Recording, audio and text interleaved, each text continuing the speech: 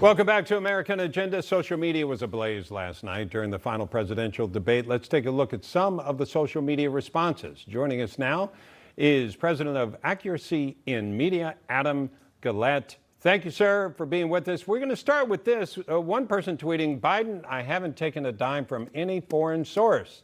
No, you took it from your son, who took it from a foreign source.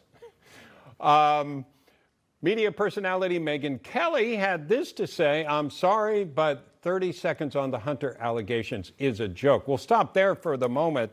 I think a lot of people would agree with that, right?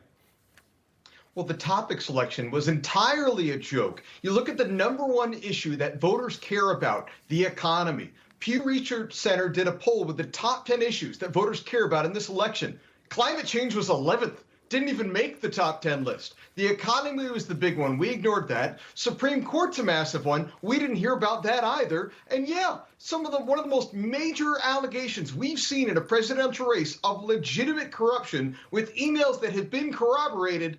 30 seconds. That was more than enough, according to that moderator. Okay, and let's take a look at this also. There was this takeaway from the debate. The debate last night proved one thing. You can either be an American or a Democrat. You absolutely can't be both. Now, obviously, I'm not asking you to agree or disagree, but these are among the people's responses. How important is social media in the process now? Because I was curious about that, because we all know traditionally there's all this TV advertising, right? You see ads here, you see on that station, but so many of us spend time, whether it's on Twitter or Facebook, and that's a completely different game. Well, the social media stuff is incredibly important, but not in the way you might necessarily think. So many times we just read posts from our like-minded friends. It's an echo chamber. That's not really influence. What is more impactful are the folks who cut across the clutter, the people you follow who have different ideological viewpoints, celebrities, athletes. They're basically the only people these days who can get their message out there, and it won't just stay in one ideological echo chamber. And I think that tweeter missed a big point. The only thing that makes congressional Republicans fiscally conservative ever is a Democrat in the White House. So if you care about fiscal conservatism, we do need some Democrats. Okay. We've got about half a minute. Your observation from last night, how would you sum it up when it comes to social media?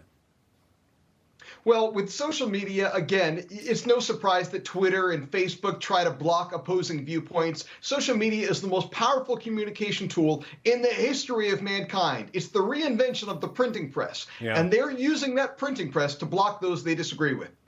Ah, yes, and there's more to come on that, because we might see that change in the coming months. Both sides of the aisle seem to be bothered by what's going on, including the censoring from Facebook and from Twitter, deciding what gets on their platform, what doesn't, and it seems politically motivated. So we'll talk about that in the coming weeks. Adam, thank you for joining us, sir. Thank you for having me. Newsmax TV is now America's fastest growing cable news channel. We give you the real news you need. So subscribe to our YouTube channel and give us a thumbs up. If you like this video, share it with your friends. Newsmax TV streams live on YouTube for free. Newsmax TV, real news for real people.